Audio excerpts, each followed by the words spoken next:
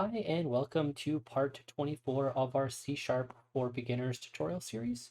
Today we're actually going to be finishing off the classes section, and then we can actually finish off the collections afterwards. So we're going to be covering the last part of classes here, which is actually going to be the destructors, also known as finalizers now. So destructors used to be the name of it, and now it is finalizers. Now, the only thing is with this destructor, it is very hard to actually show in code now of how it works because since .NET 5 and later, including .NET Core for C Sharp, the finalizers actually might not be called at the application ending.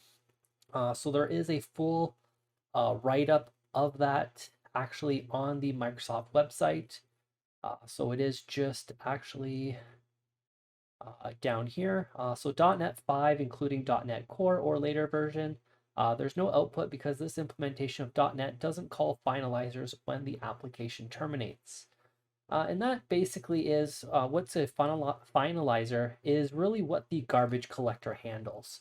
So once our application ends and these objects would go out of scope, so they are no longer accessible by the application, they would be queued in the finalizing queue, which the garbage collection would then go up and kill and absorb all the memory back that these objects were using. Now, when it does that, it actually references the classes that we have. So in our case, it would be the employee class, but integers, strings all have these destructors or finalizers, and you can actually implement your own version of them. It is quite rare for simple applications that you would really need to build your own destructor. The default one would probably be fine, but a very good example of using a destructor would be if you have if you open up a database connection, let's say in your objects, and you just want to make sure that you close that database connection nicely instead of letting it time out or just letting it basically live forever depending on how your database server is set up. So let's actually go ahead and see how we can create these destructors. And we will also actually see a little bit of garbage collection in this video. Since garbage collection in C# isn't too complicated, I'm just going to combine these two videos together. So to create a destructor, you are just going to put a tilde icon here and then the name of your class. So in our case, it is employee, then open and close parentheses, and then open and close curly brackets. And in here, you would put your code. So in here, you could put in, of course, we will not see this once again because we are using .NET 6.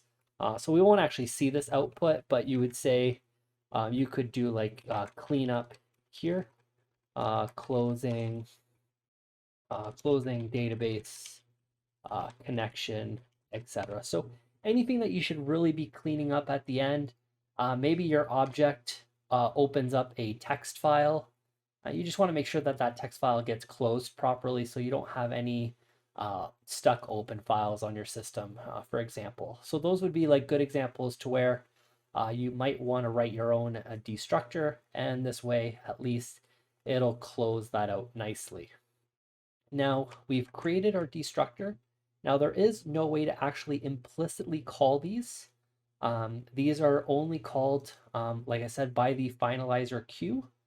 So as soon as your object goes out of scope, it will run the finalizer, and then the finalizer queue gets eaten up basically by the garbage collector. And now the garbage collector in C# compared to other programming languages, I mean, PowerShell is very similar. The garbage collector will actually run on its own. So it will automatically eat up these objects. So it's not like Java, where you do have to manage the garbage collection. C# will automatically do the garbage collection for you. But you can call it, and you would call the garbage collector by doing a system.gc.collect. Now, this is not recommended in most cases because it can cause performance issues. But by all means, if your application is very large and you do need resources freed up, you can definitely give this a call and it will actually clean up the resources for you. So if you do need to call the garbage collector, you would call it by using system.gc.collect open and close parentheses, and that would go ahead and collect the objects. Now, of course, if we run this, we won't see any difference. The application runs, we get our employee data. There's nothing that really changes. So that is really the basics for the destructors and the garbage collection. So I'm just going to go over the classes in general, just to go over some of the names, just to make sure that we actually have a solid knowledge of all of that here. So we have our class employee. And then in this case, we actually have properties here. Now we can have member fields or member variables here. So if we just do private age here, kind of auto-completed, auto-completed again. It keeps auto-completing. Okay, there you go. Private int age, it would help if I put the variable type. So private int age, now this would be a member field or a member variable. I usually call them member variables. I think the actual name for them is member fields. And then you would have a member property here. So this would be a property, and that is usually, once again, kind of defined by the Richard dot, and then we have these little wrench icons. These are going to be properties, and then the squares or cubes are going to be methods. And then if we actually did public age here, we might be able to see that here. Age, we get like a little blue rectangle shape, and that is a member field. As we can see here, it actually does call it a field.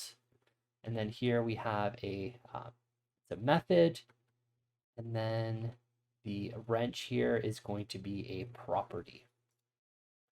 Now we can make member variables or member fields, I should actually say. We can make them accessible through properties. As we've seen in the last video, we can do a public int age, and the properties always have capital letters, very similar to methods here. And we can have a get, we can have a set, and then if we want them linked to our variable up here, what we can actually even do is we can actually open this up here. We could do return age, and we can even do that here, and we could do age equals value, and there we have our property for age. And even though age is private, now we can actually access it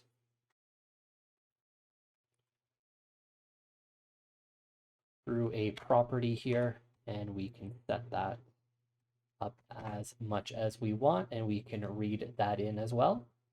So we have member properties, member fields. I'm just going to erase member variable because it is member fields. And then we have our constructors. So we have two different type of constructors here. So these would be constructors. And then we have our member methods. So these are the methods that we can call, and we can even have private methods that would only be accessible within our class.